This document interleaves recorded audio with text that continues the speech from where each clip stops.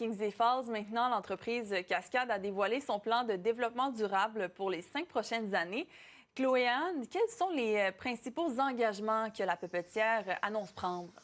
Elle annonce quand même des objectifs assez ambitieux pour ce plan-là qui va s'étendre sur les 5 prochaines années, donc jusqu'en 2030. On est ici, évidemment, à Kingsley Falls, donc c'est là qui est le siège social. On a le parc Marie-Victorin. Et là, on disait évidemment qu'on a 18 engagements, 10 cibles mesurables. Donc, on veut réduire, évidemment, de 5 sur 5 ans l'utilisation de l'eau potable. On parle aussi de réduire de plus de 67 les gaz à effet de serre d'ici 2035. On sait qu'on avait déjà commencé à atteindre cet objectif partiel parce que depuis 2019 jusqu'à maintenant, on les a réduits de 22 Et là, je demandais en fait au PDG comment ils allaient faire en sorte de générer des retombées concrètes pour les communautés locales. On peut l'entendre. Bien, écoutez, pour la communauté locale, Cascade est née ici à Kingsley Falls. Nous, ça fait partie de notre engagement social, c'est de travailler avec les partenaires communautaires. On est ici au parc Marie-Victorin, puis je vous invite d'ailleurs à aller faire un petit tour après dans une belle journée ensoleillée.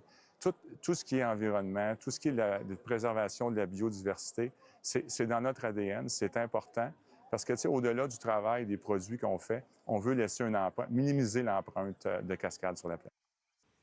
Donc, on s'associe à beaucoup d'organismes. On va notamment verser au total 1 million à la Fondation David Suzuki, qui était là justement pour apprécier les annonces d'aujourd'hui.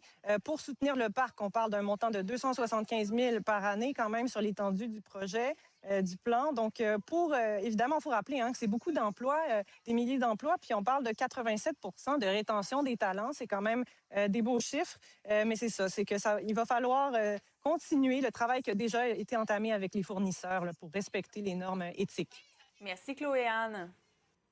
En pleine période d'instabilité géopolitique et de recul gouvernementaux sur la question de l'environnement, Cascade annonce quant à elle ses nouveaux objectifs environnementaux. Charité bien ordonnée commence par soi-même. Alors nous, on se fixe des objectifs, puis on va les atteindre, on veut faire notre part. Évidemment, on peut pas forcer aucune autre entreprise. Notre président a invité d'autres entreprises à nous joindre dans ce mouvement-là. On veut vraiment réduire l'empreinte environnementale, non seulement de Cascade, mais des gens qui nous entourent et les gens avec qui on fait affaire. Mercredi, le PDG a dévoilé les grands axes du plan de développement durable de l'entreprise. La multinationale promet une réduction de 67 de ses émissions de gaz à effet de serre d'ici 2035. Elle avait déjà atteint une réduction de 22 depuis 2019.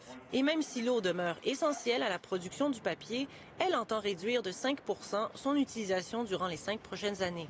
Dans le cas de l'eau, par exemple, ça va être des projets qui visent à économiser l'eau, à fermer nos boucles d'eau. Donc, il y a déjà toute une panoplie de projets qui ont été identifiés. On a une usine à Cabano, par exemple. On avait là-bas une chaudière. On produisait de la vapeur. Parce que quand on fait du papier, on sèche le papier avec de la vapeur. On produisait de la vapeur avec ce qu'on appelle du bunker fuel, donc qui est assez polluant. On a substitué cet équipement-là par une chaudière électrique.